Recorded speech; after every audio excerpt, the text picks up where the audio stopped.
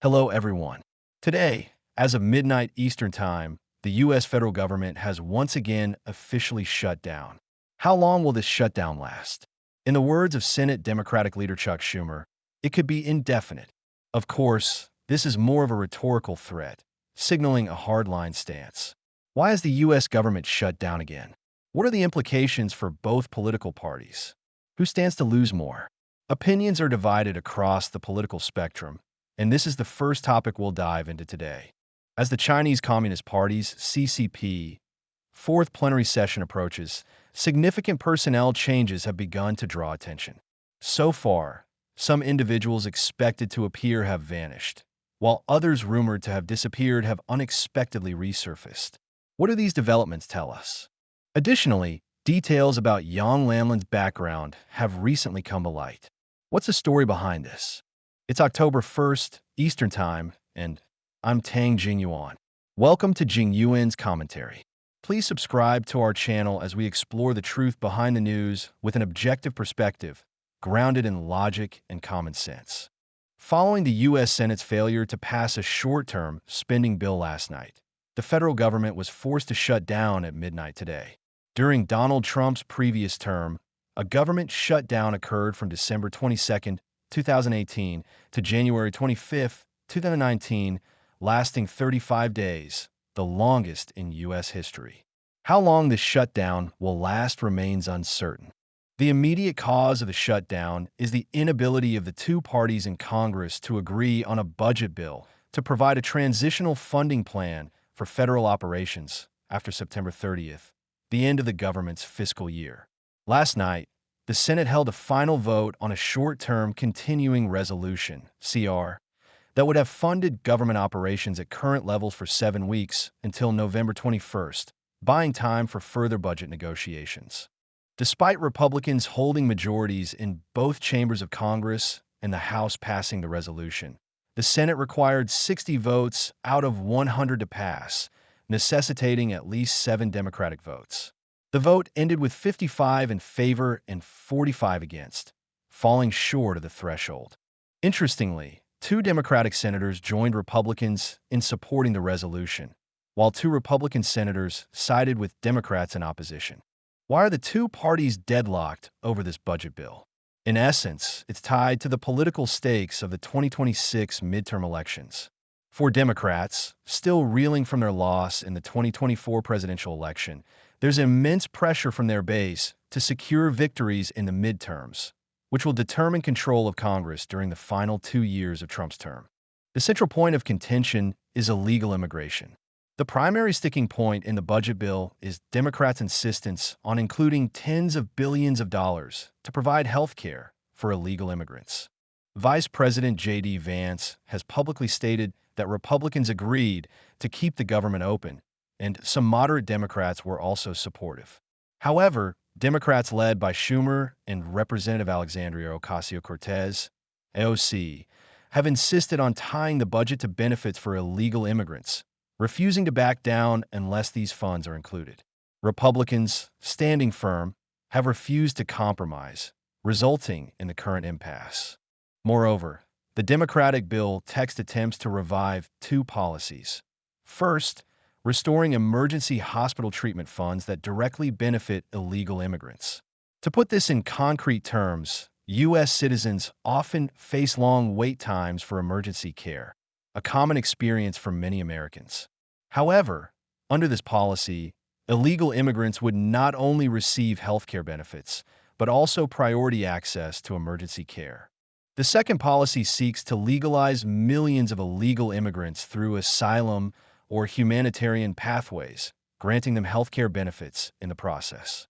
White House spokesperson Leavitt clarified at a press conference that Republicans and the Trump administration rejected these provisions, arguing that with a national debt of $37 trillion, the U.S. cannot afford to use taxpayer money to fund benefits for illegal immigrants. Is there evidence to support this? Yes. Just 6 months ago, Democrats voted in favor of a nearly identical transitional CR, with the only difference being the inclusion of healthcare benefits for illegal immigrants in the current proposal, which Republicans firmly oppose. Yesterday, outside the Capitol, When asked whether Democrats were demanding health care for illegal immigrants, California Democratic Representative Maxine Waters responded, "Democrats are demanding health care for everyone." This effectively confirms that Democrats are using the shutdown as leverage to push for health care benefits for illegal immigrants. This is why I describe this as a critical battle ahead of the midterm elections. Illegal immigrants have become a vital voting bloc for Democrats. If these benefits are blocked, the Democratic base could be destabilized, significantly reducing their chances in the 2026 midterms. However, Schumer argues that Trump bears responsibility for the shutdown, stating that since Republicans control both the White House and Congress, the shutdown is their issue, with Trump shouldering the majority of the blame. On the surface, this is a dispute over the federal budget, but in reality, it's a prelude to the midterm elections. Both parties are working to solidify their bases and are unlikely to yield easily. For Americans, the key question is how this shutdown will impact daily life. Essential services and mandatory spending programs will continue uninterrupted, including active duty military, most border protection personnel, federal law enforcement, and air traffic controllers. Social Security, Medicare, Medicaid, and veterans' health benefits will also continue, as will postal services and the Federal Reserve, which rely on separate funding sources. These account for roughly 70% of government functions. However, federal employees will face significant impacts. Previous shutdowns in 2013 and 2018 resulted in approximately 850,000 of the 2.1 million non-postal federal employees, over 40%, being furloughed. Non-essential institutions like NASA, national parks, museums, and the Library of Congress may partially or fully suspend operations during the shutdown. On Wall Street, futures and the U.S. dollar have declined, while gold prices have hit a record high for 3 consecutive trading days, reaching $3,895 per ounce. Just days ago, we recommended investing in gold, and that advice has already proven prescient.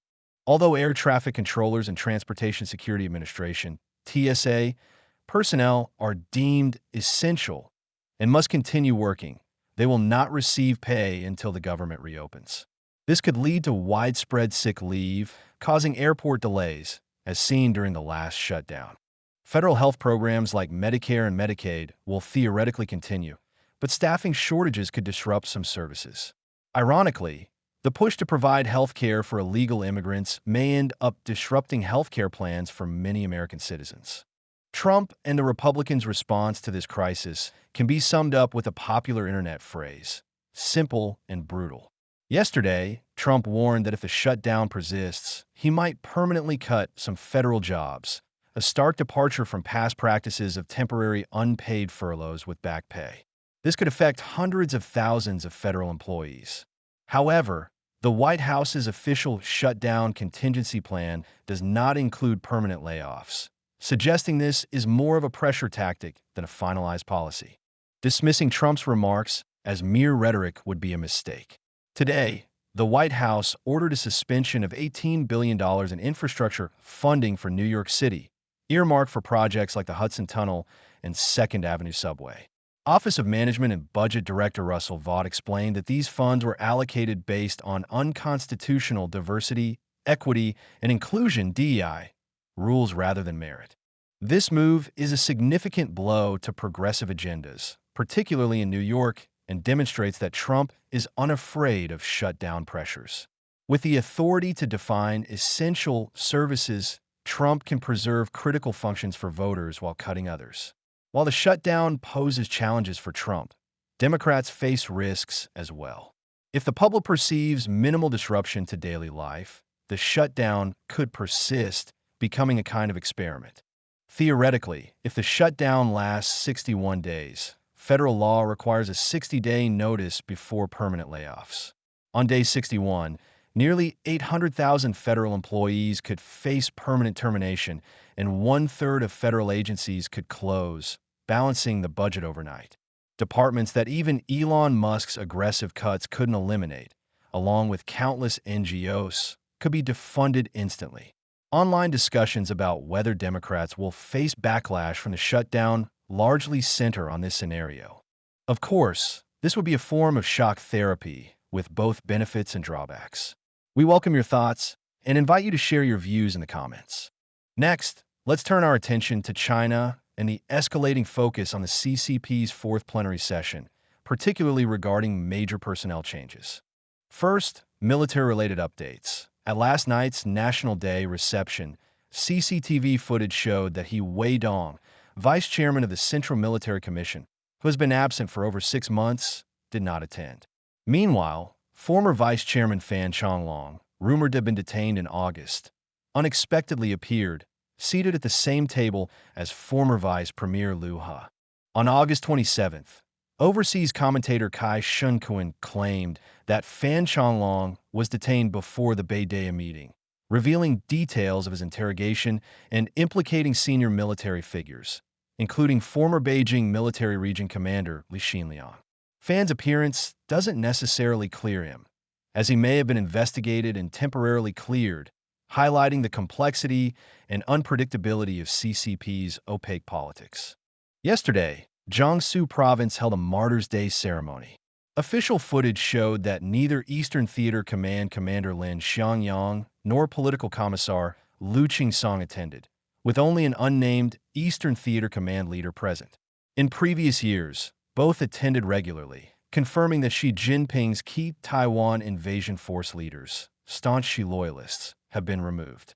Similarly, Western Theater Command Commander Wang Haijiang, another Xi loyalist, was absent from Sichuan's Martyrs' Day ceremony for the first time in 3 years. In the political sphere, 2 notable changes have drawn attention. Guangdong Governor Wang Weizhong has been appointed Party Secretary of Inner Mongolia, replacing 65-year-old Sun Shaoxin. Sun, from Shandong, is seen as part of Peng Liyuan's inner circle. Many interpret Wang's promotion as a Xi loyalist move, citing his Tsinghua University background. However, this is a misreading. Wang, a Tsinghua hydrology graduate, spent much of his career in the Ministry of Water Resources, a stronghold of Hu Jintao, not Xi. Another key figure is Liu Haixing, recently confirmed as head of the CCP's International Liaison Department. Previously, Liu served as Executive Deputy Director of the National Security Office under the Central National Security Commission, seen as a trusted Xi ally. However, Liu's career in the foreign affairs system and lack of prior ties to Xi suggest he is a technocrat, not a core Xi loyalist, and likely a neutral figure who serves whichever leader is in power. These personnel changes reflect a consistent trend since last year. Xi loyalists are being removed, while non-Xi figures are filling key roles. As we've repeatedly noted, this trend of power realignment at the top is becoming increasingly evident. Finally, an update on Yang Lanlan. She is scheduled to appear in court again on October 17th for a hearing involving plea negotiations requiring her presence. Last Friday, her lawyer, John Korn, successfully applied to Sydney's Downing Centre local court to modify her bail conditions, removing her curfew and reducing her police reporting requirement to once a week. Korn confirmed sensitive details about Yang, stating she is a foreign citizen with Australian permanent residency, currently residing in Australia as a student. He noted that Yang arrived in Australia at 14 and has rarely returned to China. This confirms her nationality status. However, as a student, she must have a school and classmates. Yet no such information has surfaced, underscoring the unusual nature of her identity.